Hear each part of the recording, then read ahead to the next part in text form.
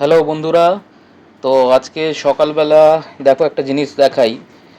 এই গাছটা তরমুজ গাছ, এবং তাতে আমাদের বাড়ির সামনেই এই দেখো সুন্দর একটা তরমুজ হয়েছে, ঠিক আমাদের একেবারে বাড়ির সামনে। গাছটা অটোমেটিক পড়েই হয়েছে, মানে গাছটাকে কেউ লাগায়নি, যত্ন টত্ন করা হয়নি। এই দেখো যথারীতি পড়ে গাছটায় তরমুজ হয়েছে। আর এই দেখো বাইরের ভিউটা কি সুন্দর। বাইরের ভিউটাতে দেখো শাপলা হয়েছে, ছোট্ট একটা বিলের টাইপের। তারপরে এইসব দেখে টেখে খেয়ে দিয়ে বেরিয়ে পড়লাম অফিসের পথে। এই যে আমাদের রাস্তা, যে রাস্তা ধরে আমরা এই অফিসে প্রতিদিন যাই।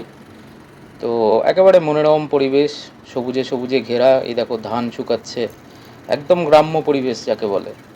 তো অনেকেই মেসেঞ্জারে মেসেজ করছো বা জানতে চাইছো যে এটা কোন এলাকা বা কোথায় থাকি। এটা নিউ টাউনের পার্শ্ববর্তী একটা গ্রাম। তো এই অফিসে চলে এলাম। অফিসে দেখো অফিস কলিগরা কী করছে, বসে ভিডিও করতে দেবে না, খুব লজ্জা পাচ্ছে। তো এই সমস্ত অফিসে কাজকর্ম শুরু হলো, রোজ রোজ নামচা যেরকম হয়। তারপরে এই দেখো মেঘ করে এলো একটু পরেই। মেঘ করে আসার পরে বেশ ভালোই ঝড় হচ্ছিল, হালকা পাতলা বৃষ্টি হলো, খুব একটা বেশি বৃষ্টি হয়নি, হালকা পাতলাই বৃষ্টি হলো, তবে ওয়েদারটা খুব সুন্দর। তারপরে ওয়েদারটা ক্লিয়ার হতে আমরা চলে গেলাম চা খেতে, চায়ের দোকানে।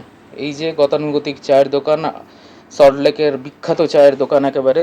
তো সেইখানে আমরা চা খেলাম, চা খাওয়া শেষ, ভাঁড় ফেলে দিলাম।